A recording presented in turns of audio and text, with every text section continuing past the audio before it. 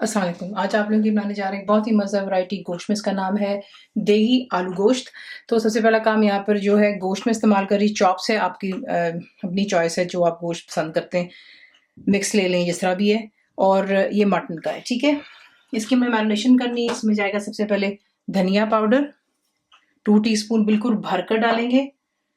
नमक इसमें डालूंगी 1.5 टीस्पून।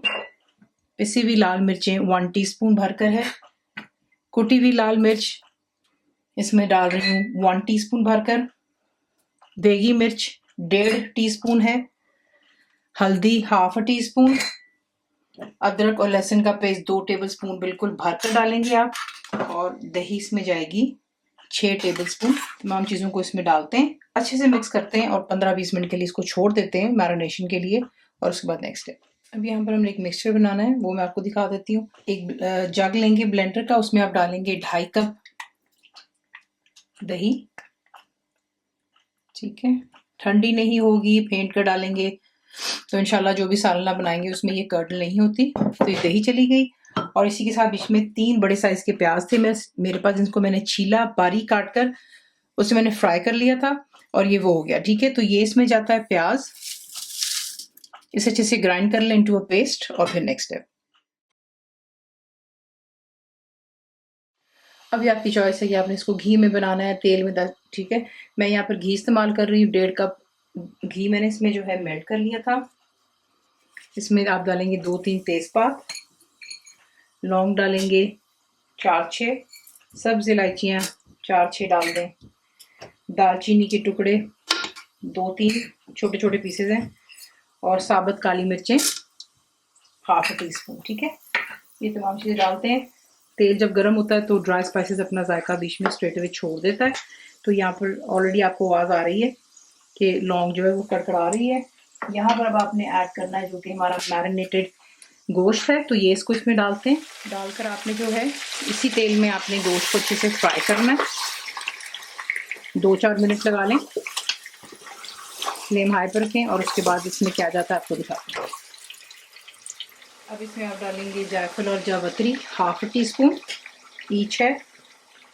जावित्री और जायफल आधी आधी चमची ये हो गई। उसके बाद बीच में आप डालते हैं वही हमारा मिक्सचर दही और फ्राइड अनियंस का, ये इसके अंदर डालें और तमाम चीज़ों को अच्छी तरह मिक्स करते हैं। और हाई फ्लेम पर आपने इन तमाम चीज़ों को अच्छे यहाँ पर भूनना है 7-8 मिनट के लिए। और फिर नेक्स्ट स्टेप, अच्छे से भून लेने के बाद इसमें अब आप डालेंगे पानी, क्योंकि ऑब्वियसली हमने गोश्त को गलाना है। नॉट फॉरगेटिंग मटन है, टाइम लगता है।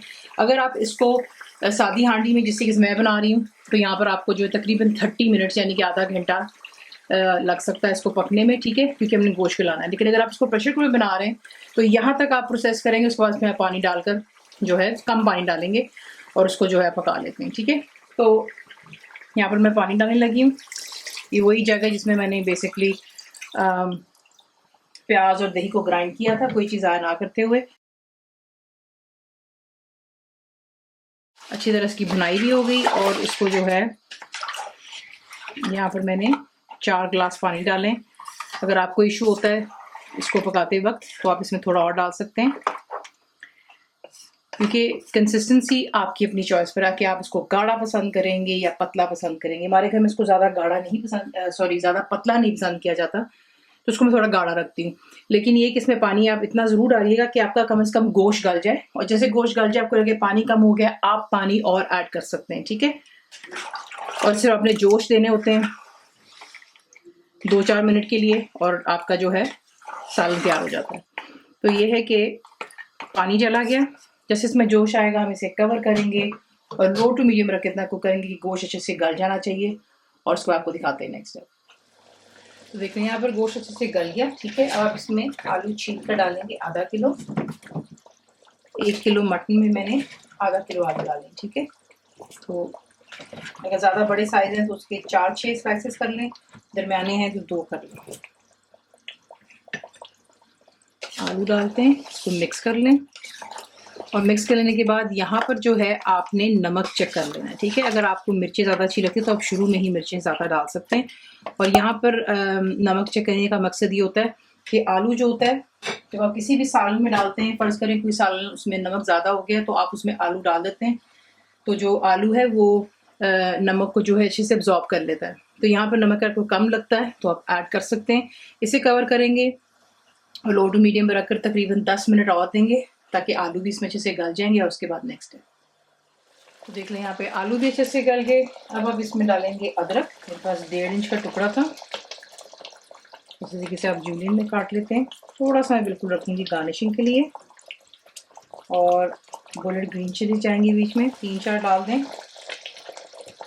इसके 2 हिस्से कर लें।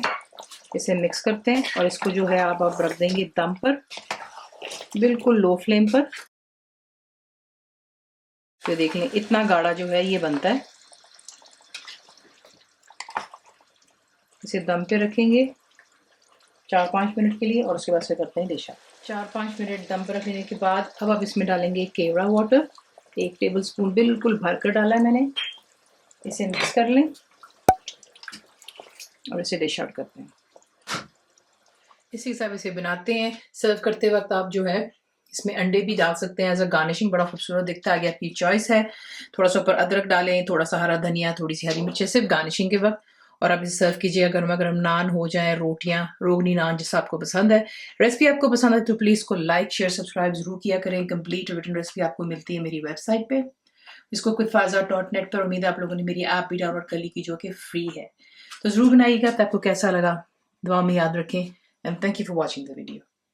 मेरे चैनल को सब्सक्राइब करें, बेल आइकॉन का बटन दबाएं, मेक श्योर कीजिएगा कि ऑल भी प्रेस कर दीजिएगा ताकि आप लोगों को मेरी लेटेस्ट वीडियोस रिसीव हो जाएं।